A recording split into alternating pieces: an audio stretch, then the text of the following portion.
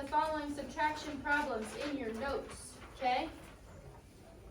I will be looking to see if you are lining up your decimals correctly, if you choose to use the standard algorithm, or that you are bundling and unbundling correctly if you choose to use your diagram. You are welcome to use either one, whichever one makes the most sense in your head to solve those. Let's start with two problems. Just start with A and B, okay? Just start with A and B. You don't need your Chromebook right now. Other side, activity 1, task 1. Start with A and B.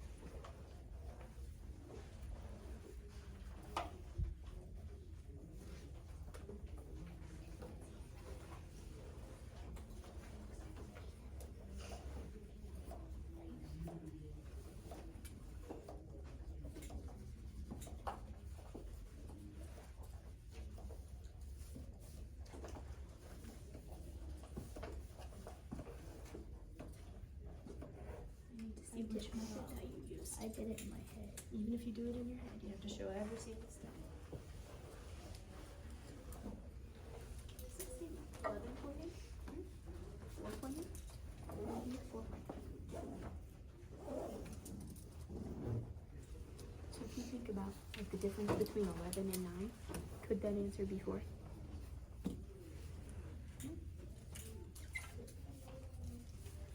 I did 11 and 4.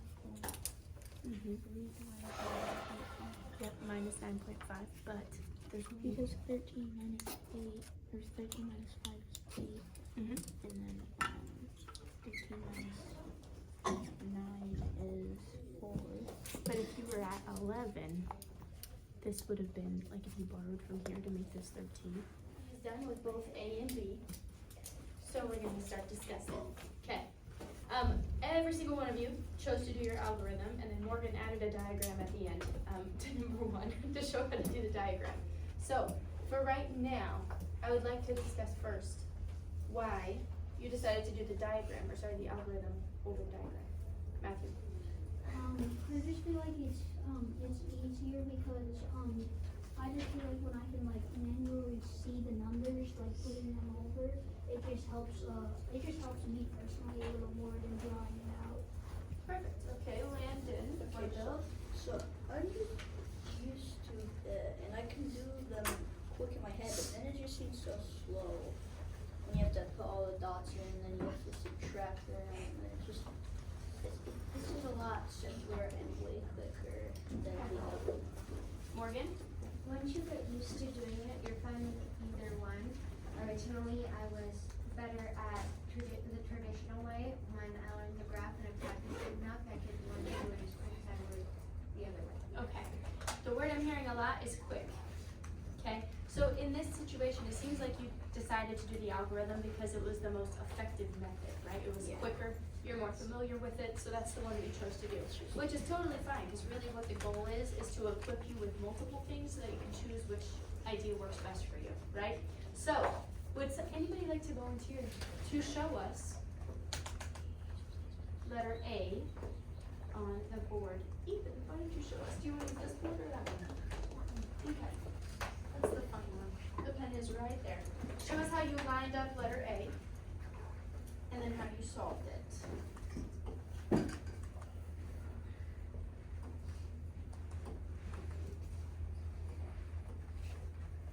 lined it up like this, and then since 1 cannot subtract 9, I borrowed 1 from here to make this 11, and then I turned that into 10 because subtract 5, which this got turned into 13.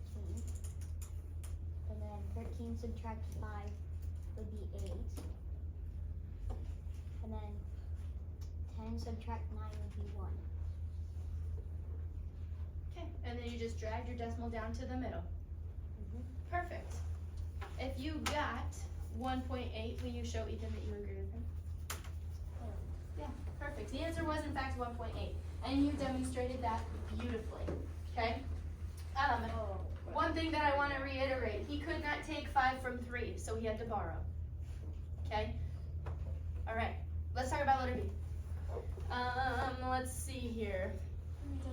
I had a lot of people just have an answer of 24.17. 24.17. Why do you think that happened? This was a few people that did this. Landon, what do you think happened? Because they probably forgot how to, like, they just forgot the other number. Like for instance, 3 goes to the 2. They just probably just forgot it.